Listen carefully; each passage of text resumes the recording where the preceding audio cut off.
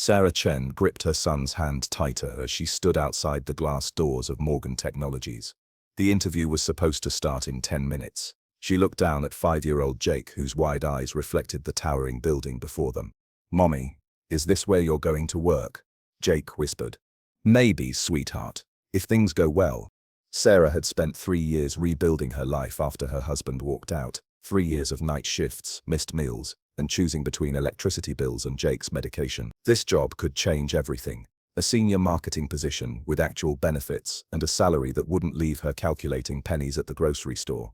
But then Jake's babysitter had cancelled that morning. Food poisoning. Sarah had called everyone. Her mother was out of town. Her best friend was at a conference. And the backup sitter's phone went straight to voicemail. She had 2 choices: miss the interview or bring Jake. Now, standing at the entrance, Sarah questioned everything. Professional environments didn't accommodate children. She knew that. But this opportunity had taken 6 months to land. 6 months of applications, rejections, and finally, this one callback. Taking a deep breath, she pushed through the doors. The lobby was marble and chrome, impossibly clean. Jake's sneakers squeaked against the polished floor. A receptionist looked up, her smile freezing slightly when she noticed the child. "I'm Sarah Chen. I have an interview with Mr. Morgan at 9. The receptionist's fingers flew across her keyboard. "Yes, I see you here. Please take the elevator to the 15th floor. Sarah nodded, pulling Jake toward the elevators. Inside the mirrored box, she smoothed Jake's hair and straightened his shirt. "Remember what we talked about. You need to be very quiet and patient, okay?" "I'll be good, Mommy, I promise." Before we continue, let us know in the comments where you're watching from, and don't forget to like, share, and subscribe to the Life Frames. The elevator dinged. 15th floor. Another receptionist, younger this time, looked startled when they approached. Sarah's stomach twisted. "Sarah Chen, for the 9 o'clock interview." "Right, let me check." The receptionist picked up her phone, speaking in low tones. Sarah's palms were sweating. Jake tugged her hand, looking worried. He could always sense when she was stressed. After what felt like an eternity, the receptionist hung up. "Mr. Morgan will see you now. His office is the last door on the right." They walked down a corridor, lined with awards and photos. Sarah's heart hammered against her ribs. Each step felt heavier than the last. She reached the door, knocked twice. "Come in." Sarah pushed the door open, and there was no turning back now. She saw him. James Morgan, the CEO whose reputation preceded him. Brilliant, demanding, known for making decisions in seconds that others took weeks to make. He looked up from his desk, his eyes moving from Sarah to Jake. This was it. The moment that would decide everything. Sarah's mouth felt dry. "I brought my son with me. Is that okay?" The silence stretched like a rubber band about to snap. James Morgan's expression was unreadable, his pen frozen mid-air above a document. Sarah felt Jake press against her leg, suddenly shy in the presence this imposing stranger. Sarah's mind raced through the possibilities. He would ask them to leave. He would tell her this was unprofessional. He would end the interview before it started. She had seen that look before, the subtle shift in someone's face when they realized she was a package deal. A mother who couldn't simply compartmentalize her life into neat boxes labeled work and home. "I'm sorry," Sarah started, the words tumbling out before she could stop them. "My babysitter got sick this morning and I tried everyone I could think of, but—" "What's your name?" James interrupted, but he wasn't looking at Sarah. He was looking at Jake. Jake glanced up at his mother, seeking permission. Sarah nodded. "Jake," he said softly, "I'm 5.5. James set down his pen. He stood up from his desk, and Sarah noticed he was tall but not intimidating. His suit was expensive, but his tie was slightly crooked. There was a coffee stain on his sleeve that he probably hadn't noticed. 5.5, James repeated, nodding seriously. "That's an important half. I remember being 5.5. He walked around his desk, and Sarah instinctively pulled Jake closer, but James didn't come toward them. Instead, he moved to a small table near the window where a chess set sat, mid-game. "Do you like games, Jake?" Jake nodded. "Me too. My daughter loves games." James looked back at Sarah. "Please, sit down." Sarah hesitated, then moved toward the chairs facing his desk. Jake stayed glued to her side. "I need to be honest with you, Miss Chen," James said, returning to his desk but remaining standing. "When my assistant told me you'd brought your child to this interview, I had a reaction. Here it comes," Sarah thought. The polite dismissal. My reaction was anger, James continued, but not at you. Sarah blinked. Whatever she had expected, it wasn't this. I was angry at myself, James said, sitting down and gesturing for Sarah to do the same. I was angry at a system that puts parents, especially mothers, in impossible positions. I was angry that you probably agonized over this decision, probably called everyone you knew, probably considered not coming at all. Sarah's throat tightened. She nodded, not trusting herself to speak. So yes, James said, his voice firm. It's more than okay that you brought your son. It's courageous. And it tells me more about you than any interview question I could ask. Jake whispered to Sarah, Mommy, what does courageous mean? It means brave, Sarah whispered back, her eyes still locked on James. James smiled. Your mom is very brave, Jake. Now, let's make this work. Jake, do you like to draw? Jake's face lit up. Yes, I love drawing. James opened his desk drawer and pulled out a stack of printer paper and a container of colored pencils. These are my daughter's. She's 7, and she leaves her art supplies everywhere. Think you can draw me something while your mom and I talk? Really? Jake looked at his mother for confirmation. If Mr. Morgan says it's okay, then yes, Sarah said, her voice shaky. James set up the paper and pencils on a small coffee table in the corner of his office. Jake settled there, immediately absorbed in his new task. James returned to his desk and pulled out Sarah's resume. Now, let's talk about why you're perfect for this position. Sarah tried to focus, but her mind was reeling. Nothing about this was going the way she had imagined. Nothing. Sarah composed herself and launched into her prepared answers. Her experience in digital marketing, her campaigns for smaller firms, her ideas for brand expansion and customer engagement. With each question James asked, she felt her confidence returning. But what struck her most was how James kept glancing over at Jake, ensuring he was content.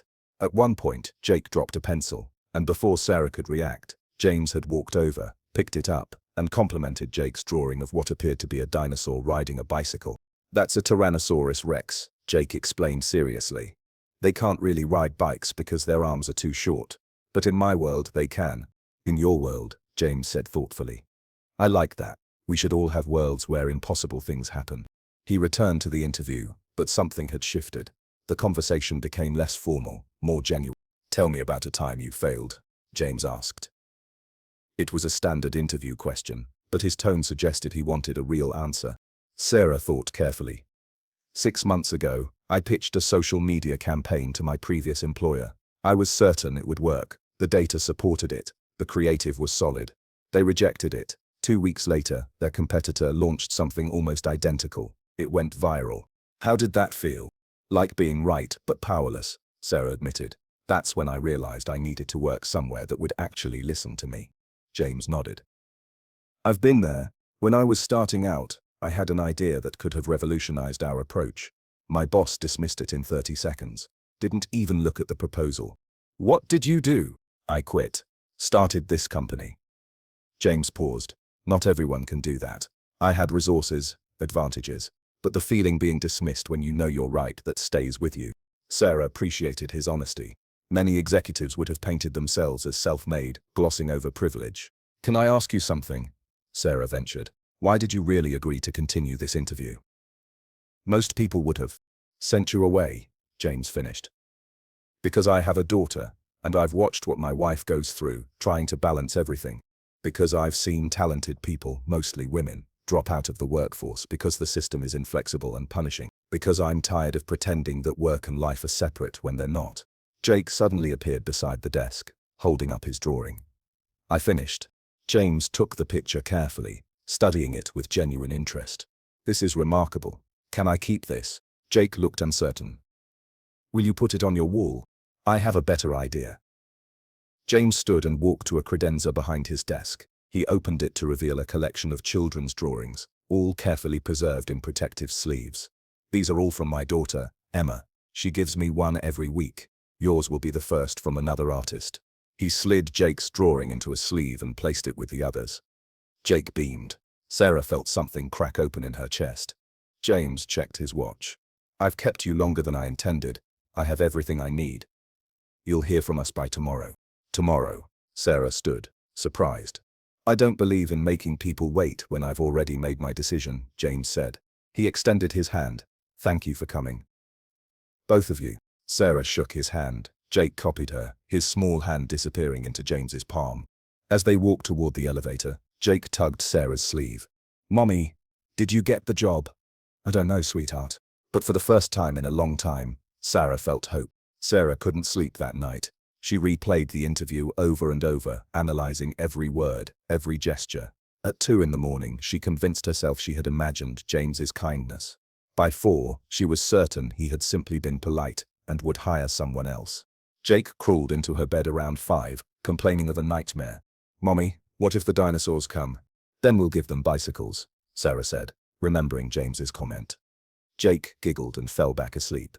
At 9 the next morning, Sarah's phone rang. Unknown number. Her hand trembled as she answered. Hello. Miss Chen, this is Patricia from Morgan Technologies. Mr. Morgan would like to speak with you. Please hold. Sarah's heart stopped. She sat down on her worn couch, Jake playing with blocks nearby. Sarah, James's voice was clear, professional. Thank you for your patience. I wanted to call you myself. Of course. I'm offering you the position, Senior Marketing Manager. The salary is $15,000 more than we discussed, and the benefits package includes full health coverage, dental, vision, mental health support, plus childcare assistance. Sarah couldn't speak. The number he mentioned was more money than she had made in 2 years at her previous job. Sarah, are you there? Yes, I'm here. I don't know what to say. Say yes, but before you do, I need to tell you something. James's voice shifted, becoming more personal. Yesterday, after you left, I called a company meeting. Every department head. I told them about your interview, about your situation. I asked them a question. How many talented people have we lost because we couldn't accommodate their real lives? Sarah listened, stunned. The answer was too many, James continued. So here's what's happening. We're implementing new policies. Flexible hours, remote work options when possible, an on-site childcare facility. It'll take 6 months to build, but it's happening. Emergency backup care for situations like yours, and we're training managers to understand that employees are human beings with complicated lives. Because of one interview, Sarah's voice was barely a whisper. Because it was time. You reminded me why I started this company. Not to build an empire, but to create something that works for real people. He paused. So will you help me do that? Yes, Sarah said, tears streaming down her face. Yes, absolutely yes. Excellent. You start Monday. Patricia will send over the paperwork. Welcome to Morgan Technologies, Sarah. After they hung up, Sarah sat motionless for a long moment. Jake looked up from his blocks. Mommy, why are you crying?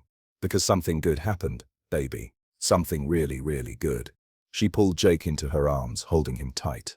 For 3 years, she had felt like she was drowning, barely keeping her head above water. And now, suddenly, someone had thrown her a lifeline.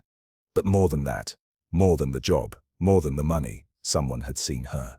Not as a problem, not as a complication, but as a person doing her best in impossible circumstances. That weekend, Sarah told her mother about the job. Her mother cried too. I knew something would work out, her mother said. I just knew it. But Sarah hadn't known. She had been running on hope and stubbornness, refusing to give up even when everything suggested she should. Monday morning arrived. Sarah dressed carefully, helped Jake into his best clothes. She had arranged for her mother to watch him for the first week while she figured out the new routine. As she dropped Jake off, he hugged her extra tight. You're going to be great, Mommy. How do you know? Because you're always great, even when things are hard. Sarah drove to Morgan Technologies with butterflies in her stomach. This was real. This was happening. The office buzzed with Monday morning energy. Patricia met Sarah in the lobby, warm and efficient, guiding her through orientation. Sarah signed paperwork, received her security badge, and was introduced to the marketing team. They were younger than her, most of them. Fresh from universities, full of ideas and energy. Sarah wondered if they would resent her, parachuted into a senior position. But their team leader, Marcus, a man in his 40s with kind eyes, shook her hand firmly. We've heard good things. James doesn't hire people lightly. I hope I can live up to that. You will. And hey, we're excited about the new policies. My wife's been asking me for years why tech companies can't figure out work-life balance. Sarah settled into her new office, an actual office with a door and a window. On her desk was a framed drawing. Jake's dinosaur on a bicycle. A note was attached. To remind you why impossible things matter, James. Sarah's first assignment was to audit the company's current marketing strategy and present recommendations. She had 2 weeks. She dove in, analyzing data, reviewing campaigns, identifying gaps. But what surprised her most was the culture. People left at reasonable hours. There was a nursing mother's room. The break room had actual food, not just vending machines. During her first week, Sarah learned that James's daughter Emma had been born premature. His wife Rachel had nearly died during delivery. James had taken 3 months off, unheard of for a CEO, and when he returned, he had changed. He started asking questions. Why did his employees have to choose between their jobs and their families? Why was the system built to punish people for being human? He's not perfect, Patricia told Sarah during lunch. He still works too hard, expects a lot. But he's trying to build something different here. Sarah saw evidence of this everywhere. The company sponsored a program bringing coding education to underserved communities. Employees could volunteer during work hours. There was mental health support, financial counseling, even a partnership with a local food bank. Why doesn't anyone know about this? Sarah asked Marcus. These are incredible stories. Marcus shrugged. James doesn't like publicity. He thinks talking about doing good is different from actually doing good. That gave Sarah an idea. On Friday of her first week, she requested a meeting with James. She was nervous. She had barely started and was about to pitch something major. James welcomed her into his office, where Jake's drawing now hung prominently on the wall behind his desk. "How's your first week?" he asked. "Good, really good. I wanted to talk to you about the marketing audit." "I'm listening." Sarah pulled out her tablet, showing him data and analysis. "Your campaigns are solid, professional, but they're missing something." "What?" "Heart. You're telling people about products and features, but you're not telling them who you are, what you stand for. All these programs, the community work, the family-friendly policies, nobody knows about them." James frowned. "I don't want to use those things to sell products." "I'm not suggesting exploitation," Sarah said carefully. "I'm suggesting authenticity. People want to support companies that share their values. You're building something meaningful here. Why hide it?" James was quiet, considering. "Give me a proposal. Something that feels genuine, not performative." "I will." As Sarah left, she felt energized. This wasn't just a job. This was a chance to prove that companies could be successful without sacrificing humanity. 3 months into her new role, Sarah's campaign launched. It wasn't flashy, no celebrity endorsements, no viral stunts, just real stories from real employees. The video featured Marcus talking about being able to attend his son's baseball games. Another showed a young engineer whose student loans were being paid down through the company's education support program. Another highlighted the childcare facility under construction. At the center of it all was a simple message: people first. Always. The response was immediate and overwhelming. Social media lit up, news outlets picked up the story. But what surprised everyone was the flood of job applications, thousands of them, from people who said they were tired working for companies that saw them as expendable. James called Sarah into his office. "You did this." "The team did this," Sarah corrected. "I just pointed us in the right direction." "You've changed the conversation.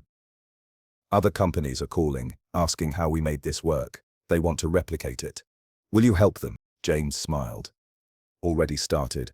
I'm meeting with a coalition of tech CEOs next month. If we can shift the culture industry-wide, imagine the impact." But success brought challenges. Growth exploded. Hiring increased. The company struggled to maintain its culture as it scaled. Sarah found herself working longer hours, missing bedtimes with Jake. The irony wasn't lost on her. She had been hired by a company championing work-life balance, and now she was sacrificing her own. One evening she was at the office at 8, reviewing proposals when James knocked on her door. "Go home, Sarah. I just need to finish." "No. I mean it. Go home." He sat down across from her. "I've been where you are, thinking that more hours equals more success. It doesn't. What matters is impact, and you've already proven yours. Your son needs you more than this proposal does. But the deadline will be met during normal work hours." James stood. "I didn't hire you so you could burn out. I hired you because you understand what matters. Don't forget that." Sarah went home. Jake was still awake, drawing at the kitchen table. "Mommy, you're home early." "I am. Want to watch a movie?" They curled up on the couch together, Jake falling asleep halfway through. Sarah held him. breathing in the scent of his shampoo, feeling his heartbeat against her chest. This was what mattered, this moment right here. The next day, Sarah called a team meeting. We're implementing mandatory end times. No emails after 6 p.m. unless it's an emergency. No weekend work except in crisis situations. We're going to practice what we preach. Some team members looked skeptical, but what if we fall behind? Then we hire more people, we ask for extended deadlines. We figure it out, but we don't sacrifice our lives for our jobs. Deal. Slowly, they nodded. Over the next months, Sarah watched her team transform. They were more creative, more productive, happier. Turnover dropped to almost zero. Other departments noticed and started adopting similar policies. James announced the childcare facility was opening ahead of schedule. The grand opening was covered by national news. Sarah stood in the crowd with Jake, watching children play in the bright, welcoming space. "This is where you'll go when you visit me at work," Sarah told Jake. "It's like a real school," Jake was impressed. James found them in the crowd. "Seems like a long time ago that you two showed up for an interview." "It does," Sarah agreed. "Thank you for everything. Thank you for reminding me why I do this." A year after Sarah started, Morgan Technologies won a national award for workplace innovation. The ceremony was formal, held in a hotel ballroom downtown. Sarah wore a dress she had bought just for the occasion. Jake wore a tiny suit and bow tie that made him look impossibly grown up. James was invited to speak. He stood at the podium, looking out at the crowd of executives, journalists, and industry leaders. "I'm honored to receive this recognition," he began. "But I want to tell you about the day that changed everything for this company." Sarah's heart started pounding. She knew what was coming. A little over a year ago, a woman came to interview for a position at my company. She brought her 5-year-old son with her. Her babysitter had cancelled, and she had no other options. She could have missed the interview. She could have left her child in the lobby. Instead, she walked into my office and asked one of the bravest questions I've ever heard. "I brought my son with me. Is that okay?" The room was silent. That question made me realize how broken our system is. We expect people, especially mothers, to compartmentalize their lives in impossible ways. We punish them for having responsibilities outside of work. We act as if being a parent and being a professional are mutually exclusive. James paused, finding Sarah in the crowd. "That woman is Sarah Chen, our senior marketing manager. Sarah, could you stand?" Sarah stood, her face flashing as hundreds of eyes turned toward her. Jake squeezed her hand. Sarah didn't just get the job that day. She became the catalyst for transforming how we think about work and life. Because of her courage, we now have flexible schedules, childcare support, and policies that acknowledge our employees are human beings with full, complicated lives. James continued, "This award isn't for me. It's for every parent who has had to choose between their job and their child. It's for every employee who has burned out trying to meet impossible standards. It's for everyone who has ever felt invisible in their workplace." The applause was deafening. After the ceremony, people crowded around Sarah, asking questions, sharing their own stories of struggling to balance work and family. One woman, a CEO from another tech company, pulled Sarah aside. "I've been in this industry for 20 years. I've never been able to bring my authentic self to work. Thank you for changing that." As the evening wound down, Sarah and Jake walked to their car. Jake had fallen asleep in her arms, his head heavy on her shoulder. She buckled him into his seat, smoothing his hair back from his forehead. He stirred slightly, mumbling something about dinosaurs, then settled back into sleep. Sarah sat in the driver's seat, but she didn't start the car immediately. She looked at her reflection in the rearview mirror. She barely recognized herself from a year ago, that desperate, exhausted woman who had walked into an interview not knowing if she would be turned away. Her phone buzzed. A text from James. "You earned this, all of it." Sarah typed back, "We all did." She started the car and drove home through streets that felt less threatening now, less overwhelming. The city lights reflected off wet pavement from an earlier rain, creating patterns that seemed almost beautiful. Tomorrow, she would go back to work. There would be meetings and deadlines and challenges, but tonight she had her son sleeping peacefully in the back seat, a good job that respected her humanity, and the knowledge that she had helped change something important. She thought about all the parents out there, still struggling, still making impossible choices. She thought about the companies that would see Morgan Technologies' model and dismiss it as unrealistic. She thought about how much work remained. But she also thought about Jake's drawing on James's wall, about Emma's art collection in the credenza, about all the children who would visit the new childcare facility, playing while their parents worked nearby. They're having to feel like they were a burden or a problem. Change was slow, but it was possible. Sarah pulled into her driveway, gently woke Jake and carried him inside. As she tucked him into bed, he opened his eyes briefly. "Mommy?" "Yes, sweetheart. That man from your work, Mr. Morgan. He's nice. I'm glad you work there." "Me too, baby. Me too." Jake drifted back to sleep, and Sarah stood in his doorway for a long moment, watching him breathe. This little person who had accompanied her to an interview, who had charmed a CEO with his dinosaur drawing, who had changed the course of their lives simply by existing. She thought about the question she had asked that day. "I brought my son with me. Is that okay?" The answer had been yes. But more than that, the answer had sparked a conversation that echoed far beyond one office, one company, one industry. It turned out that asking for what you need, even when you're scared, even when you're certain the answer will be no, was its own kind of revolution. Sarah finally went to her own room, exhausted but content. Tomorrow would bring new challenges. There would be setbacks and obstacles. Change never came easily. But tonight, she had everything that mattered. Her son sleeping safely down the hall, meaningful work that allowed her to provide for him, and the knowledge that she had been part of something larger than herself. She had asked if it was okay to bring her son. The world had needed to hear that question. And slowly, painfully, beautifully, the world was beginning to answer. Yes, it's more than okay. It's exactly what we need.